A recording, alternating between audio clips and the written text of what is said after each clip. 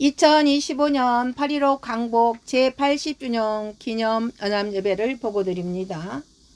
구속 언약의 해방과 사명입니다. 본문 말씀은 로마서 1장 1절부터 10절 말씀입니다. 그러므로 이제 그리스도 예수 안에 있는 자에게는 결코 정죄함이 없나니 이는 그리스도 예수 안에 있는 생명의 성령의 법이 죄와 사망의 법에서 너를 해방하였습니다. 율법이 육신으로 말미암아 연약하여 할 수 없는 그것을 하나님은 하시나니 곧 죄를 인하여 자기 아들을 죄 있는 육신의 모양으로 보내어 육신의 죄를 정하사 육신을 쫓지 않고 그 영을 쫓아 행하는 우리에게 율법의 요구를 이루어지게 하려 하심이니라. 육신을 쫓는 자는 육신의 일을, 영을 쫓는 자는 영의 일을 생각하나니 육신의 생각은 사망이요 영의 생각은 생명과 평안이니라. 육신의 생각은 하나님과 원수가 되나니 이는 하나님의 법에 굴복치 아니할 뿐 아니라 할 수도 없습니다. 육신에 있는 자들은 하나님을 기쁘시게 할 수 없느니라. 만일 너희 속에 하나님의 영이 거하시면 너희가 육신에 있지 아니하고 영에 있나니 누구든지 그리스도 영이 없으면 그리스도의 사람이 아니라. 또 그리스도께서 너희 안에 계시면 몸은 죄로 인하여 죽은 것이나 영은 의를 인하여 산 것이니라. 아멘. 할렐루야. 개혁교회들은 삼일체 하나님의 구속 언약을 신앙의 근본적인 출발이자 기초로 매우 중요하게 여깁니다. 구속 언약에서 창조주 하나님에 대한 무한한 경외심과 황송스러운 감사의 찬양을 올려드립니다.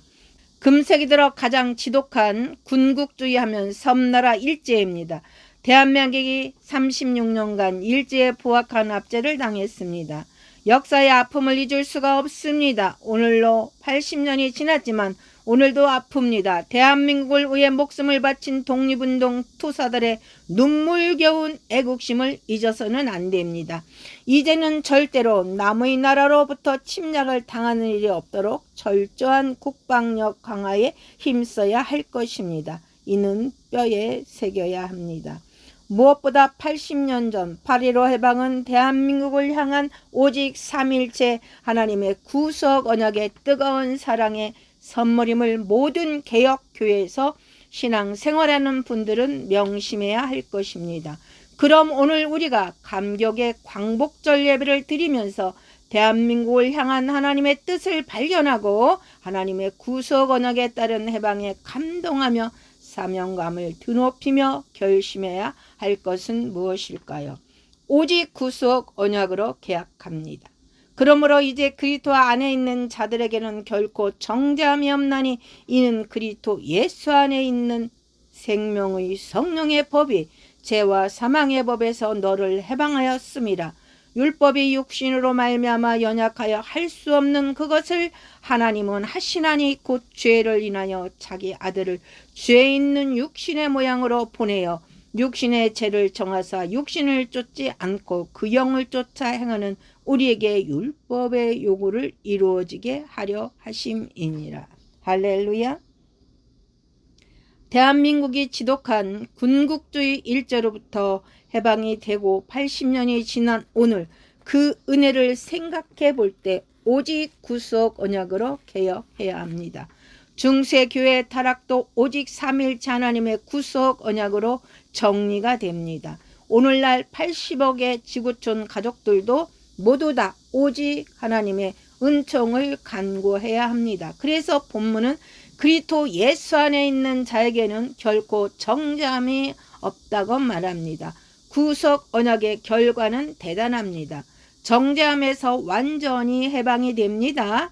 성령이 우리의 삶에 생명과 자유를 가져오며 죄와 사망의 법에서 해방시켜 줍니다. 핑계댈 수 없도록 예수 그리스도의 사역은 완벽하게 우리의 죄를 담당하시고 율법을 완성했습니다. 그리고 구속 언약은 죄사함을 넘어 삼일체 하나님을 아버지라고 고백할 수 있는 곧 상속자가 되게 합니다. 미래의 완전한 영광에 이른 구속의 영화가 보장이 되는 것입니다. 일제 군국주의의 망상은 더 이상 없습니다. 계속 반성해야 합니다. 80년 전 일제망상적 침략의 세월은 하나님의 구속 언약을 외면한 잘못된 것입니다. 이제 그 어떤 침략적 애역도 허용해서는 안 되며 결코 용납될 수 없습니다. 오직 언약으로 해방합니다. 육신을 쫓는 자는 육신의 일을, 영을 쫓는 자는 영의 일을 생각하나니 육신의 생각은 사망이요 영의 생각은 생명과 평안이니라. 육신의 생각은 하나님과 원수가 되나니 이는 하나님의 법에 굴복지 아니할 뿐 아니라 할 수도 없음이라. 육신에 있는 자들은 하나님을 기쁘시게 할 수 없느니라. 만일 너희 속에 하나님의 영이 거하시면 너희가 육신에 있지 아니하고 영에 있나니 누구든지 그리스도의 영이 없으면 그리스도의 사람이 아니라. 또 그리스도께서 너희 안에 계시면 몸은 죄로 인하여 죽은 것이나 영은 의를 인하여 산 것이니라. 할렐루야.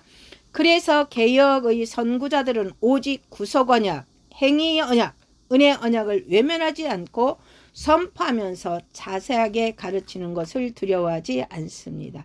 만일 너희 속에 하나님의 영이 거하시면 너희가 육신에 있지 아니하고 영에 있나니 누구든지 그리스도의 영이 없으면 그리스도의 사람이 아니라. 아멘. 오직 성경, 오직 예수 그리스도, 오직 성령을 믿는 분들 안에는 하나님의 영이 있다고 하니 얼마나 황송스럽고 고맙고 감격스러운 것입니까? 80년 전 대한민국이 일제 탄압에서 해방된 것도 오직 하나님의 언약입니다. 여기서 깊이 생각해야 합니다. 해 아래 새 것이 없습니다. 오직 하나님의 언약은 변하지 않습니다. 그래서 개혁자들은 안심이 됩니다. 여기에 기쁨이 있습니다. 할렐루야. 앞으로 미래도 대한민국은 하나님의 보호하사 우리나라 만세로서 얼마든지 대한민국 국민들은 하나님께 찬양을 올려드리는 것을 멈추지 않습니다. 이것이 진정한 해방입니다. 할렐루야. 오직 사명으로 사역합니다. 하나님이 그들에게 복을 주시며 그들에게 이르시되 생육하고 번성하여 땅에 충만하라. 땅을 정복하라. 바다의 고개와 공중의 새와 땅에 움직이는 모든 생물을 다스리라 하시니라. 아멘. 예수께서 나와 일러 가라사대 하늘과 땅의 모든 권세를 내게 주셨으니 그러므로 너희는 가서 모든 족속으로 제자로 삼아 아버지와 아들과 성령의 이름으로 세례를 주고 내가 너희에게 분부한 모든 것을 가르쳐 지키게 하라. 볼지어다 내가 세상 끝날까지 너희와 항상 함께 있으리라 하시니라. 아멘. 개혁자들은 문화명령, 준행을 오직 사명으로 알고 실천합니다. 개혁자들은 선고명령, 준행을 오직 사명으로 알고 사역하는 것을 표준으로 삼고 있고 자랑스러워합니다.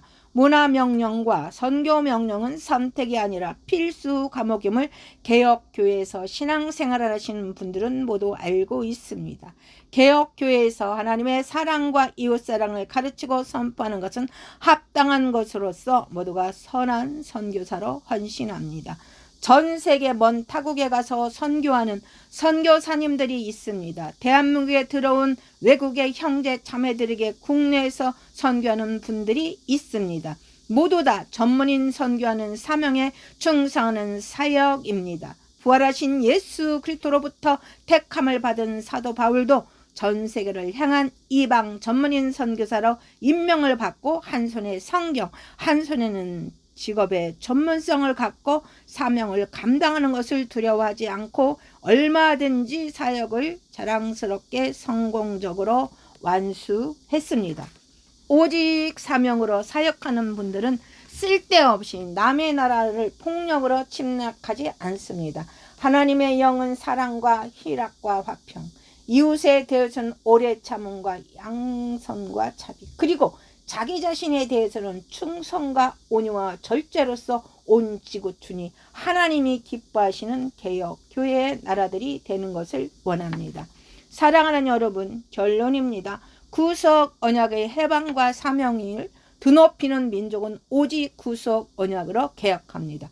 오직 언약으로 해방합니다. 오직 사명으로 사역합니다. 우리 3개 연합단체는 사이비단을 배격하고 오직 구속 언약, 행위 언약, 오직 은혜 언약을 선포하며 개혁주의를 고수하며 개혁 신앙, 개혁 신앙으로 무장하여 매진해 왔습니다. 이에 대한민국은 전 세계 80억을 향해 전국 복음을 전파하여 반드시 복음으로 통일되는 하나님이 기뻐하시는 축복의 나라가 될 것입니다. 할렐루야. 할렐루야. 광복절과 기독교입니다. 광복절 이름은 1949년 9월 21일 3.1절, 제헌절, 광복절, 개천절 4대 경축일을 국회에서 법제화할 때 지어졌다. 광복절을 독립기념일, 해방기념일, 어느 것으로 할 것인가 논란이 있었으나 둘 다 현실성이 떨어진다 해서 빛을 되찾은 날, 광복절이라 정했다.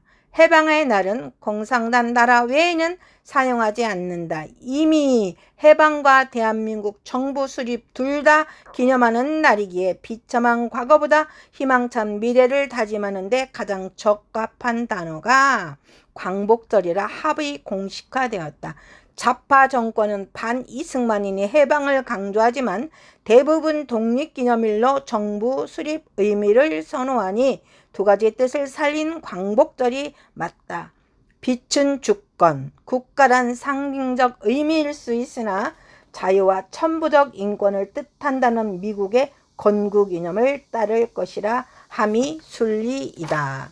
광복은 성경 사도 요한의 빛의 회복이며 건국 지도자들은 이 빛을 온 세계에 비추는 소망을 다짐하는 날이란 의미로 이날이 40년 뜨거운 피 엉킨 세계의 보람될 거룩한 빛에서 날이니라고 광복절 뜻을 노래해 왔다. 광복절에는 누구보다 다음 세 사람을 추모해야 할 것이다. 대한민국을 탄생 존재케 한 주인공들이기 때문이다. 첫 번째, 천재박사 국부 이승만. 이승만 대통령은 1875년 3월 26일에 황해도 평산 도부 능안골에서 전주시 양녕대군가 16대 손 셋째 아들로 태어났다. 형들이 일찍 죽어 독자마다 들러 자랐다. 태몽으로 큰 용이 하늘에서 엄마 가슴에 날아와 임신했다 해서 어려서는 승룡이라 불렀으나 13살 때 승만으로 바꾸었다. 대한민국을 건국한 국부로 1, 2, 3대 대통령을 지낸 후 4.19 부정선거로 대통령직을 사퇴 하와이로 망명 1965년 7월 19일에 향년 90세로 별세했다. 20대에 배제학당에 입학했다. 초기에는 기독교에 거부감이 많았다. 당시 성각자들인 이상재, 서재필, 윤치호 등과 만나면서 서양에 대한 견문을 넓혔고 기독교에 대해 알게 되었다. 1899년 고종폐의 음모 가담 혐의로 체포, 1904년까지 5년 7개월간 한성 감옥에서 옥살이했다. 이때 영안사전을 최초로 집필했다. 자습으로 영어 실력이 대한민국에서 찾을 수 없는 정도로 능통했다. 옥중에서 성령 체험을 했을 정도로 그의 신앙도 돈독해졌다. 1904년 러일 전쟁이 일어난 직후 특별 사면령을 받아 석방 출소 직후 민영익의 사절로 돔이 1904년 12월 30일에 샌프란시스코, LA, 시카고를 거쳐 워싱턴 DC에 도착했으나 루즈벨트 대통령의 냉대로 사절의 뜻은 좌절되고 말았다. 1905년에 배제학당 외에 학교 경력이 없음에도 영어 실력을 인정받아 조지 워싱턴 대학 2학년에 편입했다. 그해 워싱턴 DC 커버런트 장로교에서 세례를 받았다. 1907년 졸업하고 그해 9월 하버드 석사 코스에 입학했다. 1908년 모든 코스를 마쳤으나 장인어른의 미국인 더럼 스티븐슨 저격 사건으로 교수들의 눈총을 사서 학업을 계속할 수 없었고 1910년에 석박사 도계 학위를 받았다. 1908년 프리스턴 박사과정을 시작, 정치학과 국제법을 전공했다.